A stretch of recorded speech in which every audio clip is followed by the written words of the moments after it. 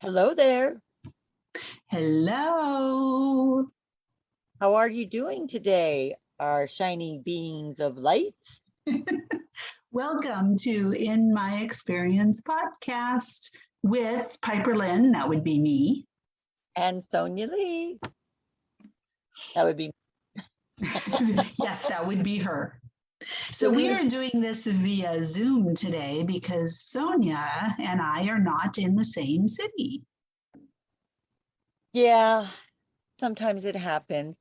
But our dedication is such that we make the commitment whenever we can to do this. So hopefully the quality is good.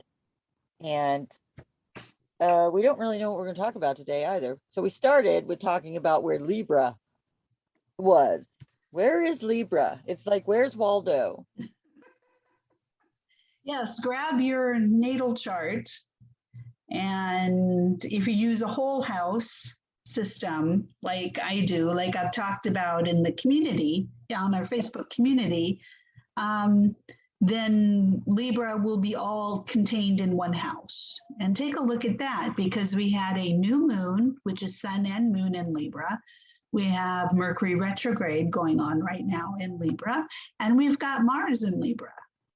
So that's a whole lot of Libra. That is a whole lot of Libra. And for me, Libra is in my seventh, or excuse me, not my seventh house, is in my fourth house, my house of home. And yeah, I know I am doing like reevaluating and reconsidering and rethinking about, and yes, that would be Mercury in retrograde, right? Revisiting everything. That would be exactly what you should be doing with that. Well, I guess it's good on you, but yes, that is the opportunity that Mercury retrograde in Libra presents for sure. And I was talking because I don't do the whole signs. So my Libra is sort of in between 4 and 5, I guess. So my fourth house I look at is Virgo. My fifth house I look at is Scorpio. So I don't know Libra. Like I was telling Piperlyne, I don't know that girl. So, so she's going to tell me and all of us what Libra in the fourth house looks like. And I think the reason that this is a good thing to do is because the fourth house is home. So even if Libra doesn't show up in your home, this could still be helpful for you in your home. Because, you know, with all these Libra planets, which are begging for balance, you might not want to be around people too much. Of course, you're a born peacemaker, in which case, again, you might not want to be around people too much. Well, it could be challenging.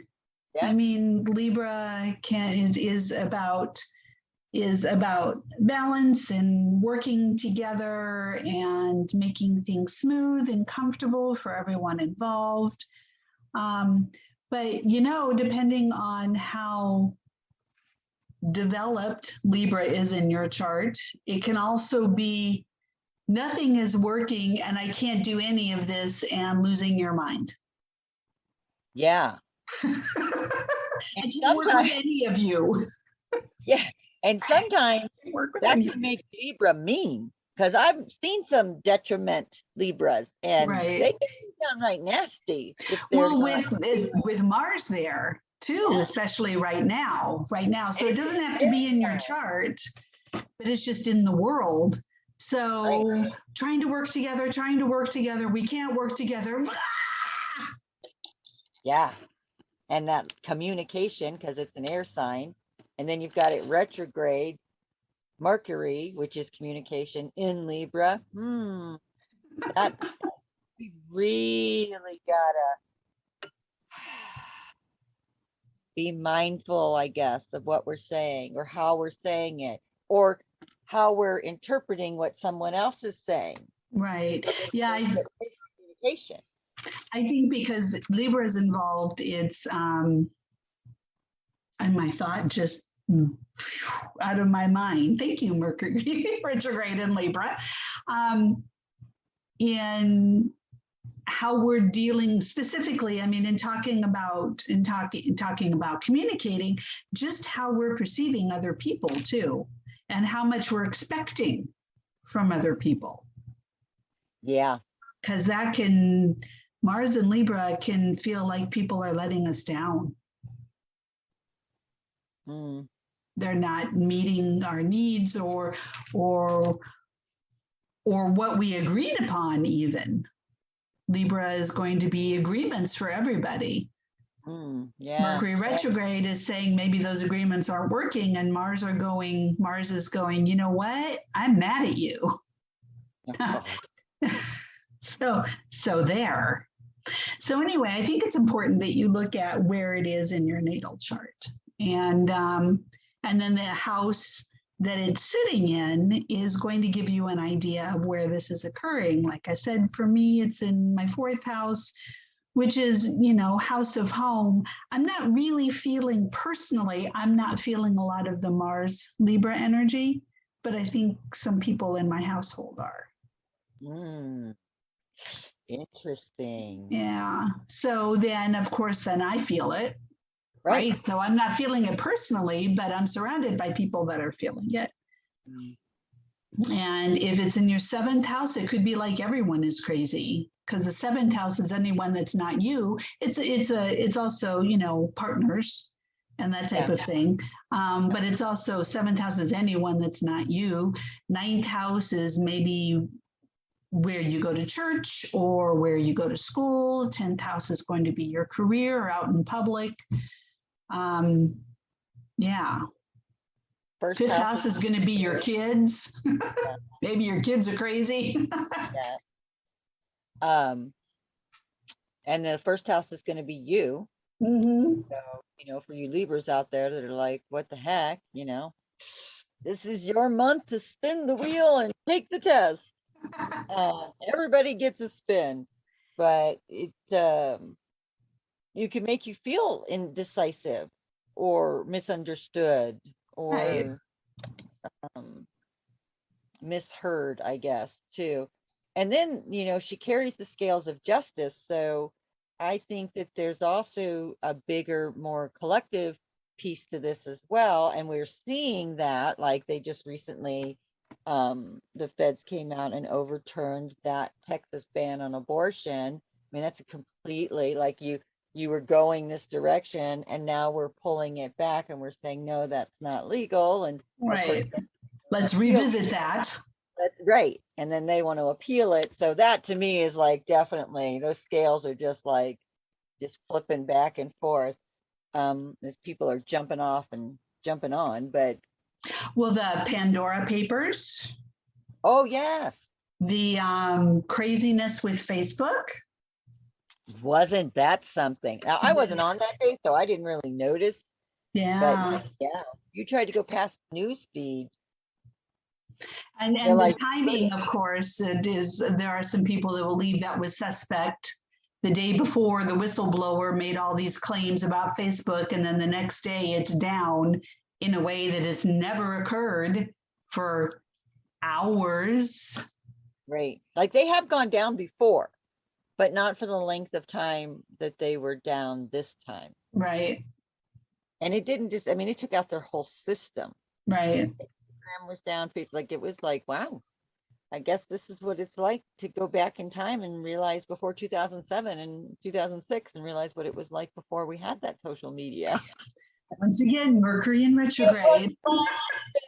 Which I never did MySpace. I thought it was for musicians. Oh, how funny. I did have a MySpace page, but I didn't interact very much with it. And I remember when Facebook first came out and I was like, but MySpace is prettier and more fun. I don't want to lose that. I had a girlfriend's daughter tell me that I needed to get on there, that it would be good for my business and networking. And that was like November of 2007. And so I was like, all right, I joined. And then I got on Twitter too. And I kept getting these stupid tweets from these twits about completely, and it's like, I am working. I don't care that you're in Starbucks line to get the McRib. Don't keep tweeting me. So I never did Twitter, but yeah, that was, I was like, it took me a few years to really be like, oh, okay, so this is cool. I can find out what's going on with all of my people all over the world. And I don't Yeah. actually talk to anybody on the telephone. I can talk to them and not talk to them. Hey, during my property management years, that was a blessing. Well, I think that is a really easy definition of social media right now. And I have a love-hate relationship with social media. I am like, I'm doing something different. I'm not doing something different. I'm doing this. I'm not. I am back and forth and back and forth. And I am feeling it again now, too. I don't know. You know, it's like we need a third political party and we need a third social media option. Those are like, you know, the big thing. We get 3 choices of ice cream. I mean, we should have, you know, chocolate, vanilla. They have like 51 flavors. We need more than 3 flavors. But like, you know, the most you ever see in one container is 3. Okay. So, I mean, 3 like raspberry, orange, and lime sherbet. Thank you. Love that stuff. Spumoni. Love me. Spumoni. Pistachio and berry and I don't remember what the 3rd flavor is. That's terrible. I love spumoni. I don't remember it. Anyway, yeah. So how do we go from talking about Libra to ice cream? So that's just how things roll sometimes. Where we're at today, people, this is what we got. They can't all be winners. They can't. But this will probably turn out to be a winner because if nothing else, we have fun and we share the crazy thoughts that are in our head. And that brings me around to last week's subject. And, you know, we've been doing this unintentional empowerment series. Right. Well, we talk about where we are, and that's where we are. Right. But I think it's very important right now, and it seemed to resonate. I agree. And I think for us, it's more about looking at what we've already gone through and trying to sort of like cut a finger on it, if you will. Like it feels like to me, it's like I'm realizing all of these things that I have done that have got me to this place, and how now as I can look back, you know, it's like when you're watching a movie and then at the end they like figure it out and the whole like screen just spins because their mind, like I'm thinking about that one movie. Oh my God, what was the name of it? With the geisha that was a boy, but they thought he was a woman until the end. Why can I not think of the name of that movie? What was another one we just saw? I don't know. I can't think of the name of these movies, but just think about those scenes where like the world is spinning because everything sort of came together. Sixth Sense. That's a great one. Like when he realizes he was dead, right? And you just like whole sort of surreal. And I feel like a lot of what we've been talking about has sort of putting a framework around the experiences that we've had that have gained us success or an opportunity to try again.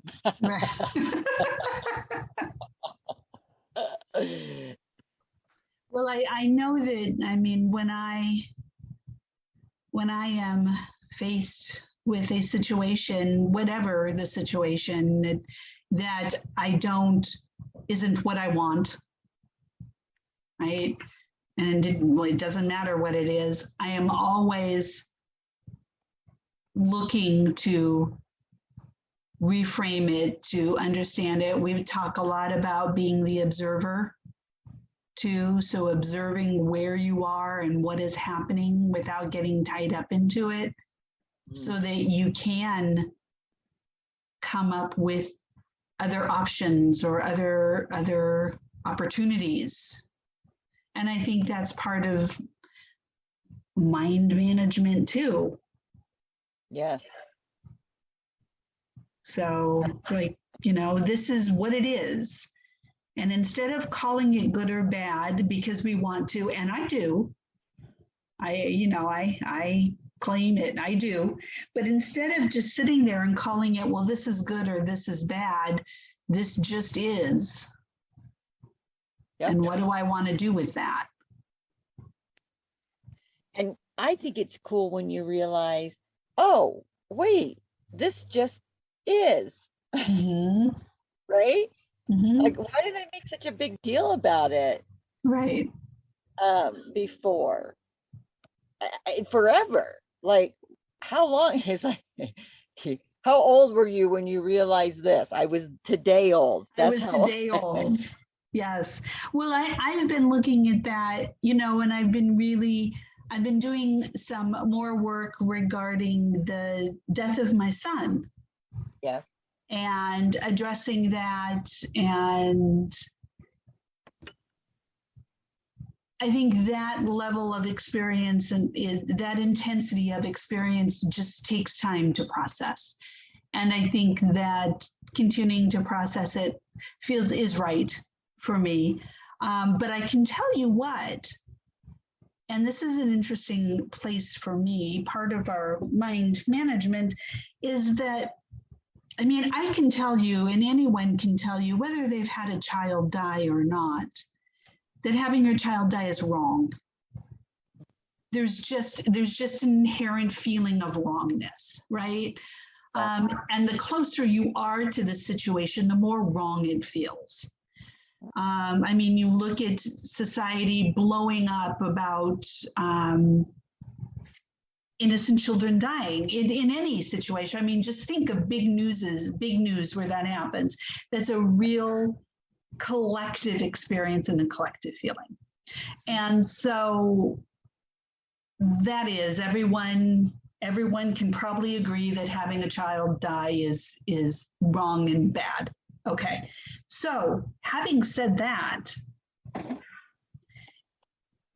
it's an interesting, where I am now is it's an interesting perception for me to look at, what if it wasn't wrong and bad?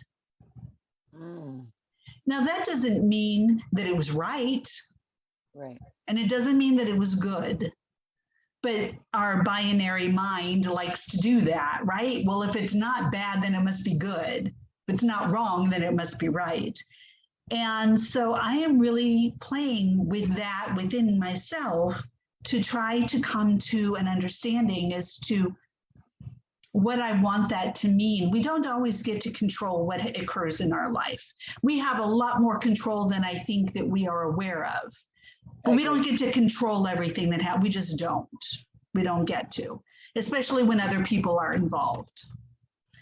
So things happen in our lives that we can't do anything about except for respond. So, like I said, I'm in a place right now where I'm looking at, what if the death of my son was not wrong or bad? Doesn't mean it was right or good, but it's not wrong or bad. And it has me becoming aware of, when I have this thought, and that's all it is a thought. When I have this thought that my son dying was wrong and bad, there's a whole group of emotions that go with that. They have to. And this is not just, I'm not talking about the grief. I'm keeping that separate, but I am talking about the feelings that could be shame or lack of control, or the fact that you did things wrong, or that your whole life is now wrong. And yes, I will tell you, I have worked with hundreds of grieving parents.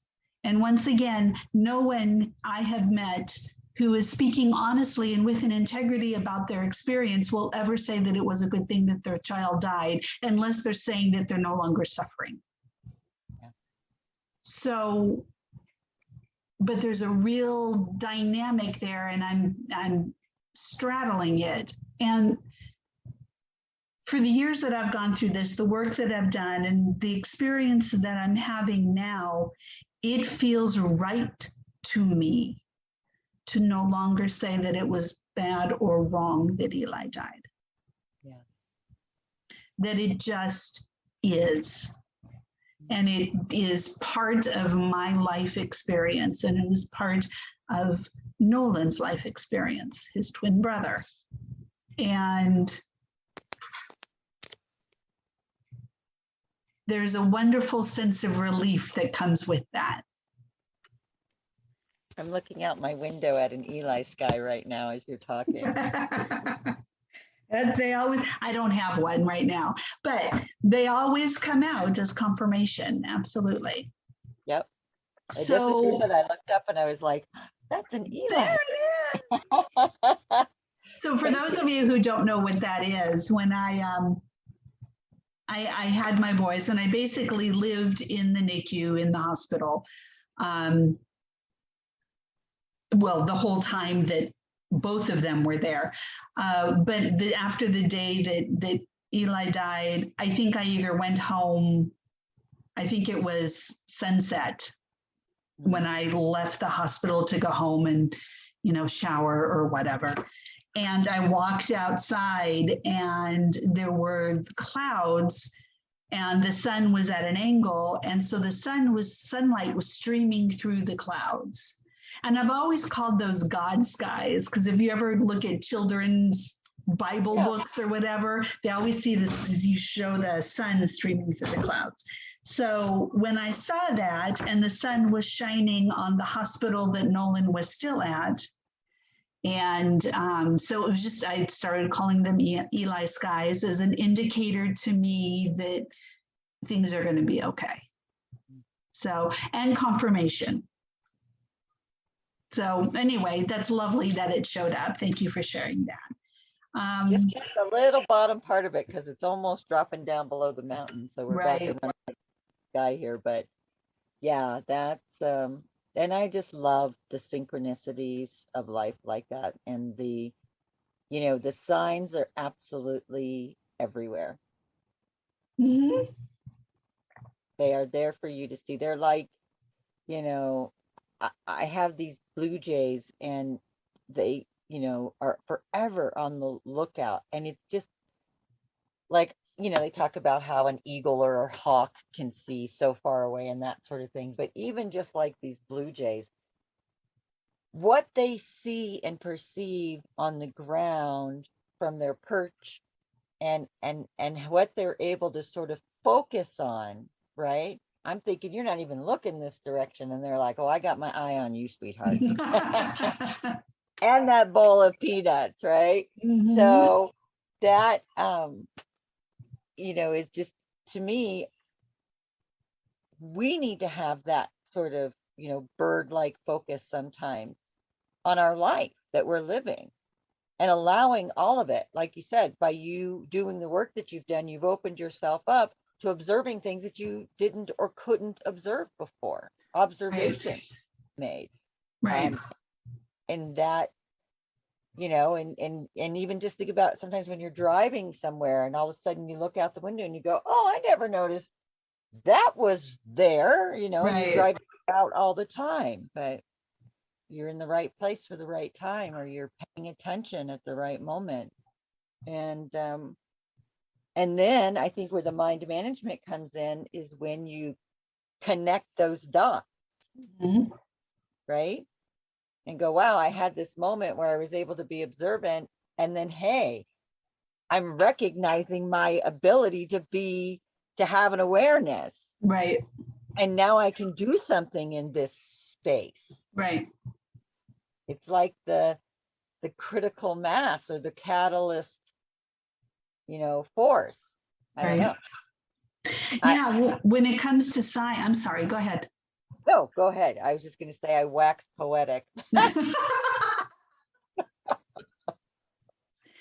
You know, and there are some signs that are universal because being human is a universal experience, right? So when you look at like dream books and that type of thing, there are some, you know, if you dream this, then this means this. And they are common in the sense that many people have that experience. But I think the important thing to note, to go with the Eli skies, is that a simple or a sign can be anything. And you can decide it. Yes. You can decide it, right? You can have this conversation with life, with God, with spirit, with your angels, with guardians, whatever, and say, you know what? I need this to be a sign. Yeah.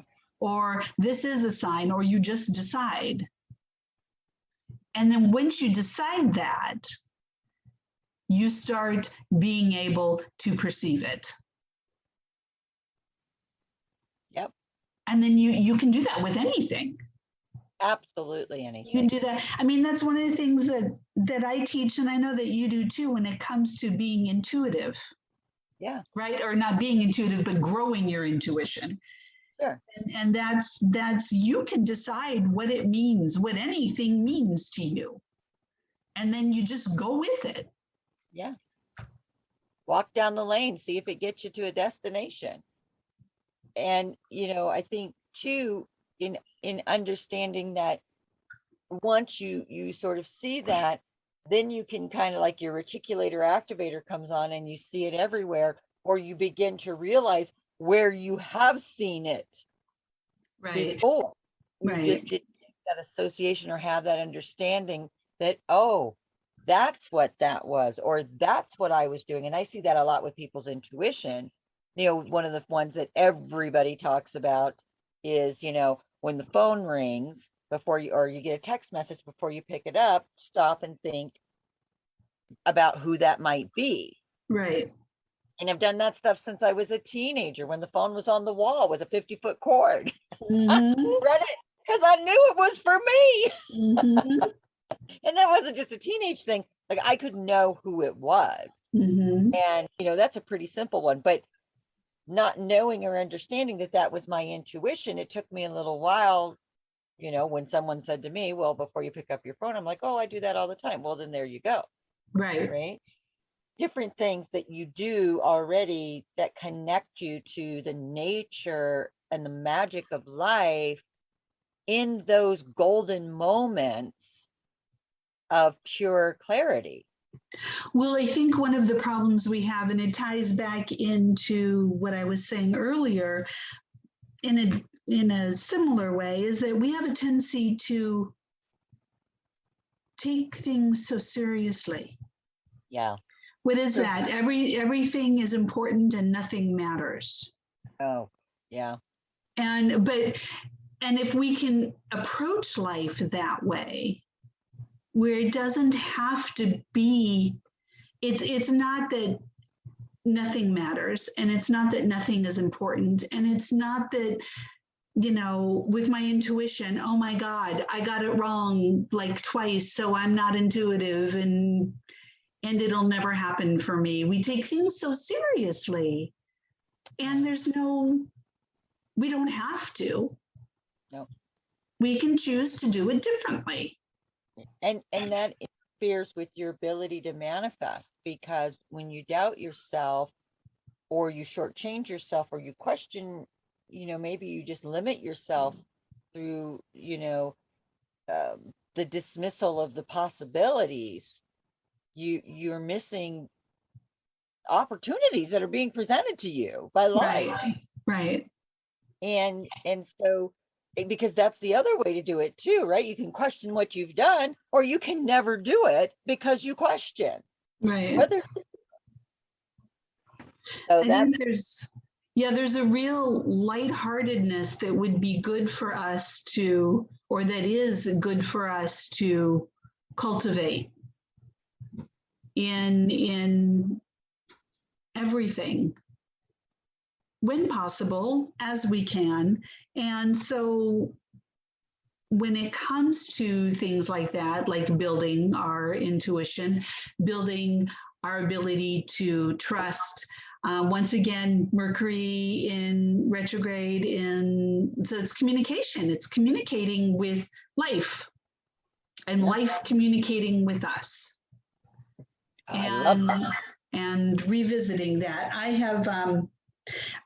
I can't tell you how many times I have had clients have had conversations. They're like, well, I'm worried about manifesting wrong, or there's a whole bunch of how-tos. And they're probably all right and they're probably all wrong. You're probably right. And it depends, because it doesn't matter what you do. If you walk into it with a mindset that blocks it, doesn't matter what you do. Right. It's how you do it, not what you do. Right. And how different from what? It's everything. It's what you just said. If there's how. Go ahead. I'm sorry. Oh, no, I was thinking I have this mantra, manifestation mantra, that I have been going through my head over the past week, that is just very simply, anything that is for me finds me. Oh, that's really good. Period. I like that. Yeah. How easy is that? Right. And so, I make sure I am having, because I'm very visual, so I make sure I have the visual representation of things that I would like. I have things that I would like to create in my life. So I have the visual, how it sees, how it feels, and then I just say that. And literally that's it. And it really resonates for me. And you know what else that is? What? That's surrender. Right. Right. Because it's not about how do I make this happen, or what do I have to do, or maybe I'm asking for the wrong thing, or this or better, or all of that.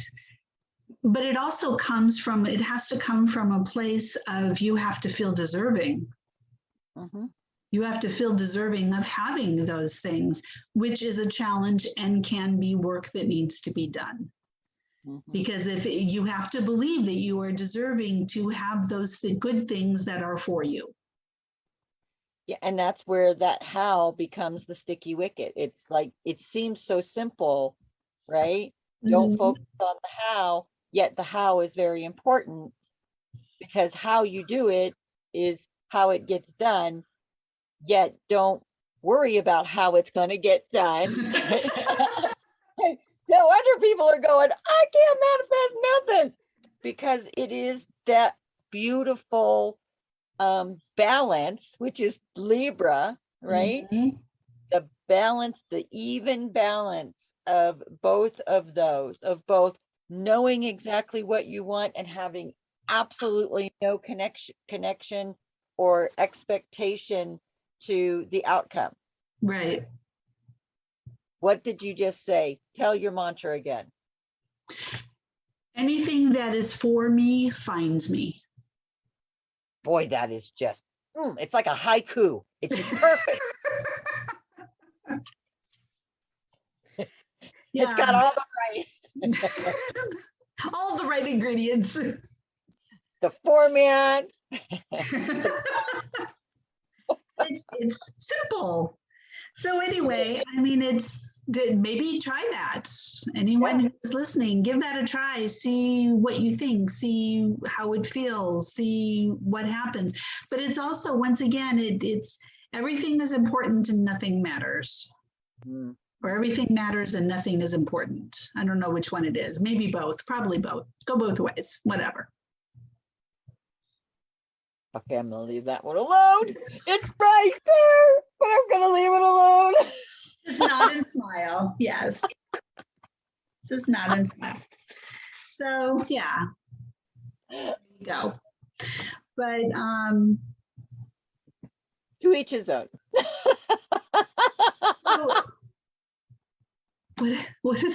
What I'm trying to think of other words and I can't think of. I can't think of them right now. I'm approaching it. I'm sorry. I'm sorry. It was just right there on a silver platter. It was saying, it was like, that's what she said. It was one of those kind of things. Anyway. And I think this is perfect segue into how important it is to have levity, to lighten and be light, and not take it so seriously, like you said, and be joyful and laughing about it.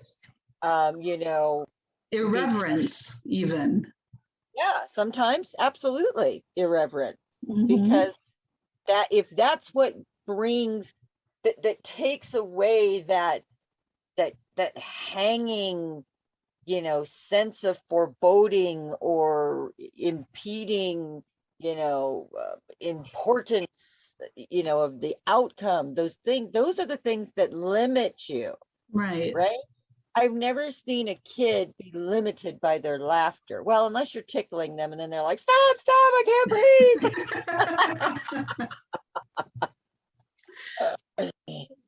So yeah, it's a balance. It's an experience. And we've talked about those at length too. Yes. Well, So and experiment with it. right, play with it. I mean, Buddha talks about it. Rumi talks about it, about where joy and Rumi talks about ecstasy, but all of those experiences that fit right in to the natural energy of life, but it can seem so challenging when we're having actual 3D physical experiences of things that are not joyful. Yeah. And I think those are the times when you really, your mind management can really serve you well to keep your focus and your discipline. Right. Exactly. That's what I was going to say. It's discipline. It's a practice. And the only way that it gets better is when you do it.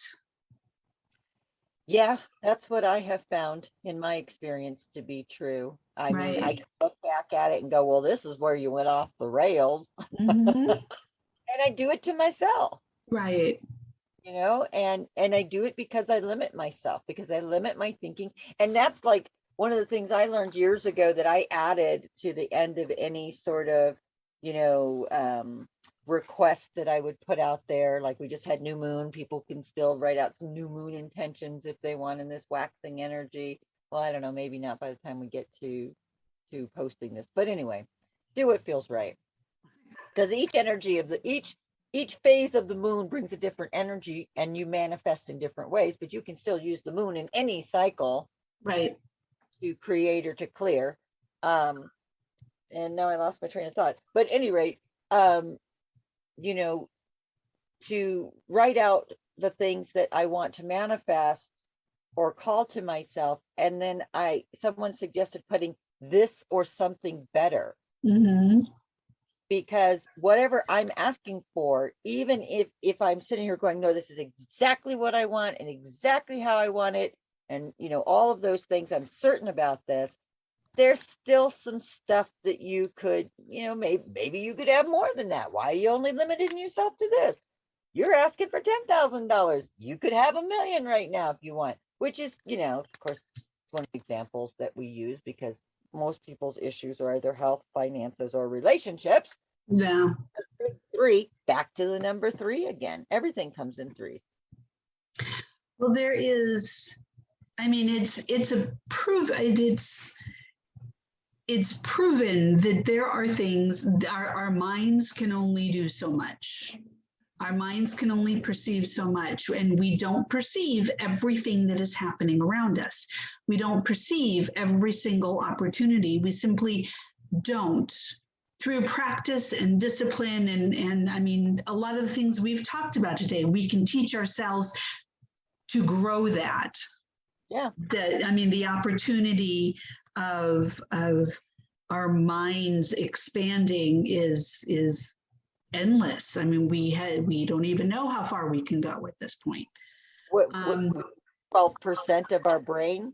Right. So we don't even know. So when it comes to deciding what we want, and this conversation is to me too, right? When it comes to deciding what we want, Piperlyne, yeah, it's really easy to become limited on what we think is possible.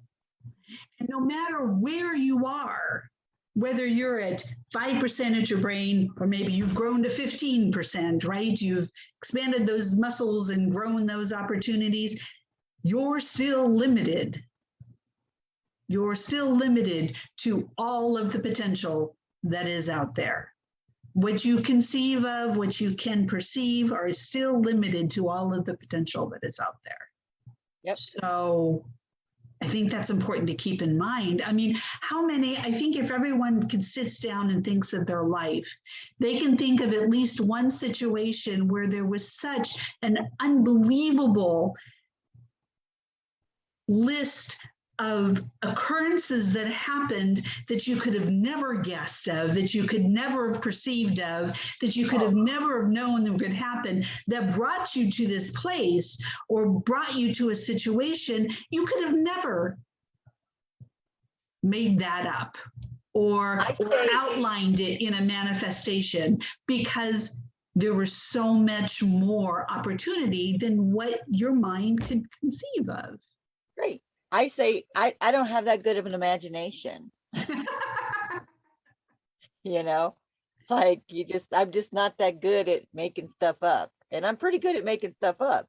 Mm-hmm. But yes, that is one of the biggest limitations that I think everyone experiences. And you just acknowledge that's what it is. Right. I think you just have to look at it that it's a reality, and there's no judgment because we all have it. It's part of being in this human meat suit.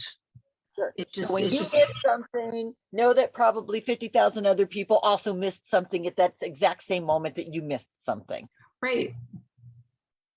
And it's not just the whole big universe just picking on little old you. All by your little old self. Yeah, I mean, if it was, that should also indicate just how important and special you are. You've got the intention of the entire universe. Flip that script. There you go. There you go. Well, since I have your intention, let's have a conversation here. Have you ever done that? Have you ever done that? Like, I have been so mad sometimes. I'm like, all right, fine. You want a piece of me? Let's go, bitch. Oh, yeah. And then I start telling the universe what I think of it. Yeah. Oh, I'm yeah. a maniac. I'm out of my mind. But boy, and things change. And then afterwards, you're like, I'm sorry. I was such a bad. Now, I don't know what your conversations with the universe are. I mean, we've shared some, but I will say I don't think I've ever apologized. I'm like, it's just, that's the way it is. That's because your moon is in Virgo and mine is in Capricorn. Well, that could be. That could be, absolutely. That is our only difference, folks. And let me tell you, it may not seem like a big one. It's a big one.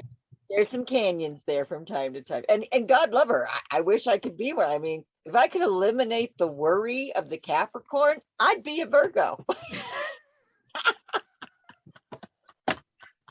I had to work hard about getting rid of doing everything right all the time, though. I will say that. Okay, yeah, there is that. But I did work hard at that, and I definitely don't have it down to a science yet, but I just love it when you do that thing like, absolutely, you should do that. That's another moment, another place where that shit applies, like right there.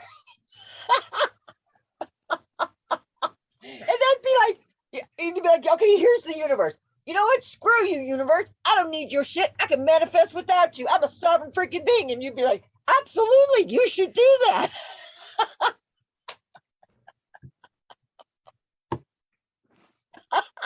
Damn it, I'm gonna be a cheerleader till I die, okay? Yes, do that. Yes. Yeah, I know. I do that often. Mm-hmm. It's and brilliant. I do that too very, yes. I'm sure that was my clients are like, what? That was 1101. I love it. Right there, people. That was, yes.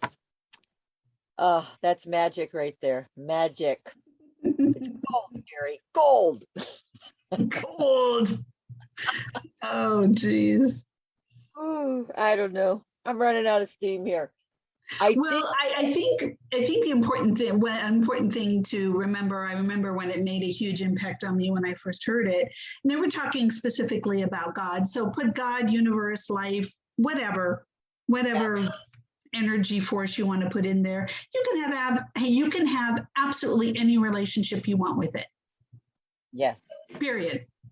End of story. And there's none of it is wrong. You can be angry, you can be demanding, you can be in gratitude, you can be, whatever.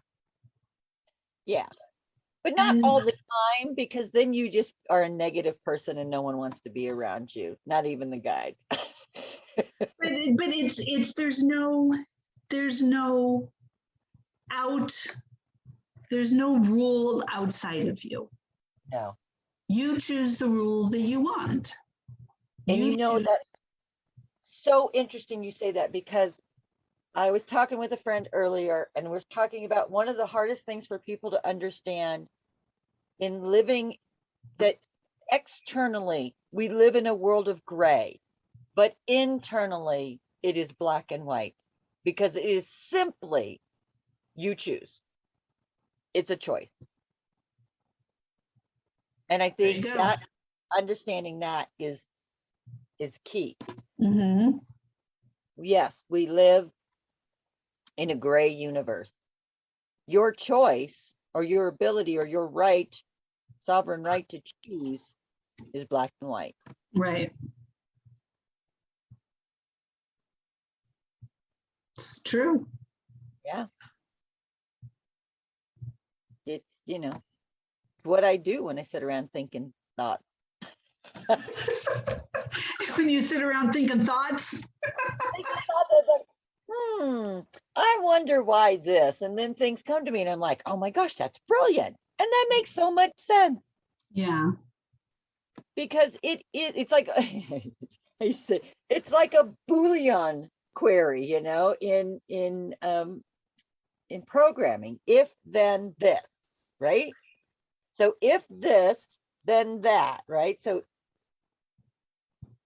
and it's just a way of, giving choices programming, because it's just binary, right? You've got on and off. Mm-hmm. But with the Boolean question, you can say, okay, but if this happens, then this is the next action.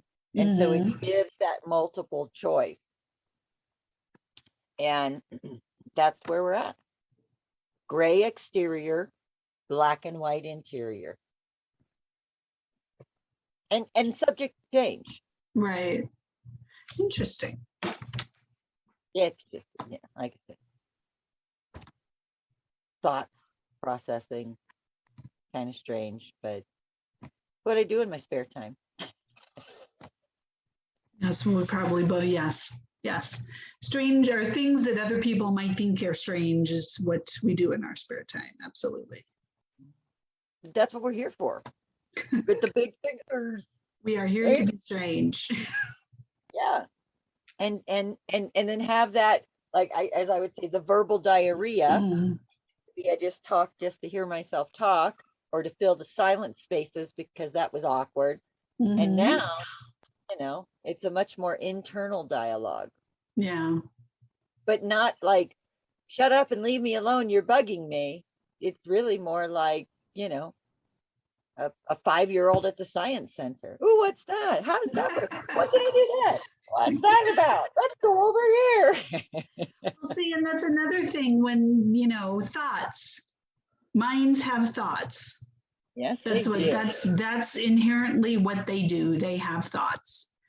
So the thoughts you pay attention to are the thoughts that are important. So you choose thoughts of curiosity and interest and wonder. And sometimes you choose thoughts of negativity or obsession. And sometimes you choose thoughts of anger or whatever. I mean, it's just, and this is humanity. This is not talking specifically to Sonya. This is talking to Piperlyne. This is talking to all of us. What we choose to, the thoughts we pay attention to, it's not getting rid of the thoughts. So I will tell you, the less energy that you give thoughts that you don't want to have, the less likely they come around because they're not being respected. That's right. You're not giving them energy and they want energy. So they're going to go somewhere else. That's true. That is absolutely true. Think of them as energy vampires. And if you let them feed off of you, they will suck you dry. Yep. And come back for more. Yeah, absolutely. So thoughts are thoughts. Thoughts are what minds do. Nothing wrong with them. But finding space between them. Yes. And choosing what to linger on. Yes. Is the black and white choices you were talking about. Yes, it is. And the choice I was talking, the choices I have been revisiting myself that I was talking about at the beginning of the podcast. Yes.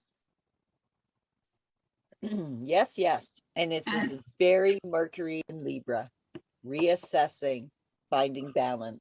Right. Right, absolutely.